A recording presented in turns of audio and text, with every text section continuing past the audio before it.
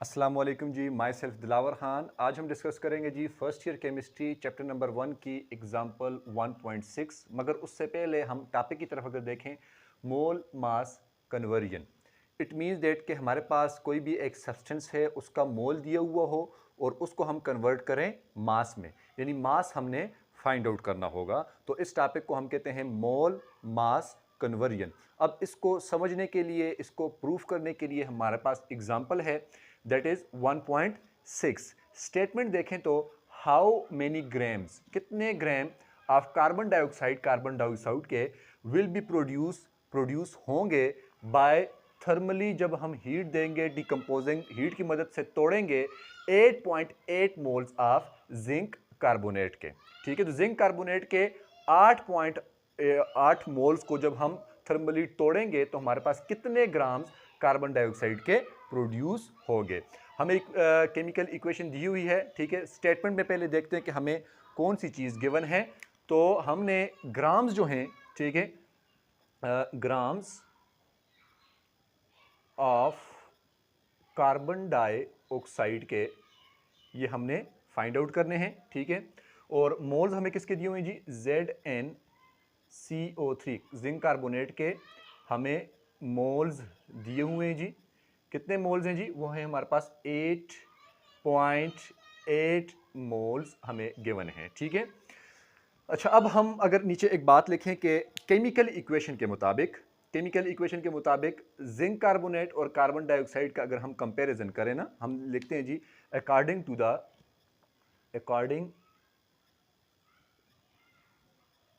The chemical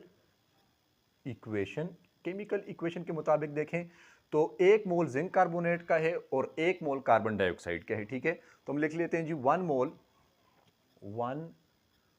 mole zinc carbonate का equal है 1 mole carbon dioxide के। सो अगर बराबर बराबर हैं, तो अगर 8 मोल जिंक कार्बोनेट के हैं तो इसका मतलब है कि 8 मोल ही हमारे पास कार्बन डाइऑक्साइड के होंगे। ठीक है, ये बात समझनी है कि ग्राम को फाइंड आउट करने के लिए हमें सबसे पहले मोल की मोल में कन्वर्जन करनी है। ठीक है, तो मोल की हम कैलकुलेशन करते हैं, मोल कैलकुलेशन।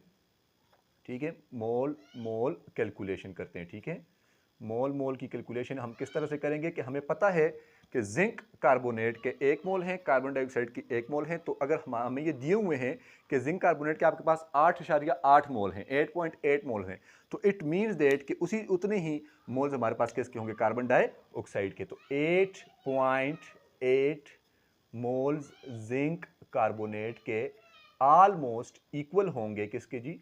8.8 मोल्स किस चीज़ के? कार्बन डाइऑक्साइड के। ठीक हो गया।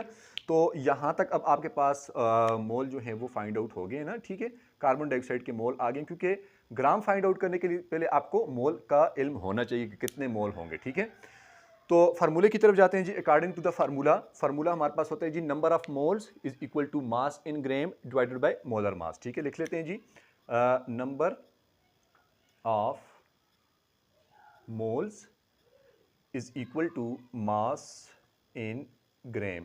ठीक है, ये चीज़ हमने फाइंड आउट करनी है। ठीक है, mass in gram divided by molar mass. ठीक है, मास इन ग्राम हमने फाइंड आउट करनी है। एक्स्ट्रा इसके साथ मोलर मास है, तो मोलर मास को हम बोथ साइड पे मल्टीप्लाई कर लेंगे, यहाँ से कैंसिल आउट हो जाएगा, यहाँ पर आ जाएगा मोलर मास। इक्वेशन क्या बन गई? Mass in gram is equal to molar mass multiply with number of moles. तो हम लिख लेते हैं जी इक्वेशन को अरेंज करके, मास in gram is equal to, अच्छा, मोलर मास जो है, मोलर मास लिख लेते हैं, molar mass multiply with number of moles. तो नंबर ऑफ मोल्स हम डाल देते हैं जी, कितने हैं जी? 8.8 मोल्स किस चीज़ के? कार्बन डाइऑक्साइड के। ठीक है, कार्बन डाइऑक्साइड के।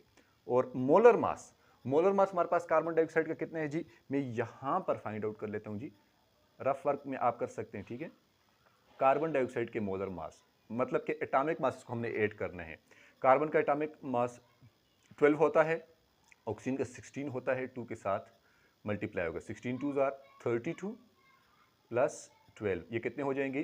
12 प्लस 32 44 ग्राम पर मोल, मोलर मास आ जाएगा कार्बन डाइऑक्साइड का।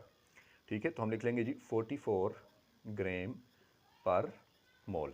ठीक है, और ये चीज़ हमने फाइंड आउट करनी है, कौन सी? मास इन ग्राम। अब ये मोल मोल के साथ कैंसिल आउट हो जाएगा। अच्छा, अब ये भी एक तरीका है कि आप लोग जो चीज़ फाइंड आउट कर रहे हैं वही यूनिट आखिर में रहना चाहिए। तो देख रहे हैं आप, यही यूनिट रह रहा है, यानी ग्राम का यूनिट रह रहा है। इट मीन दैट मास रह रहा है। ठीक है, तो 44 को जब हम 8.8 के साथ मल्टीप्लाई किए हुए हैं, इसको मैंने कैलकुलेट किया हुआ है, ये वैल्यू आती है 387.2। 387.2 यूनिट कौन सा आ जाएगा? ग्राम का, और ये हमारे पास आ गया मास। ठीक हो गया, तो ये आपके पास आंसर आ गया। तो आप इसका स्क्रीनशॉट भी ले लें।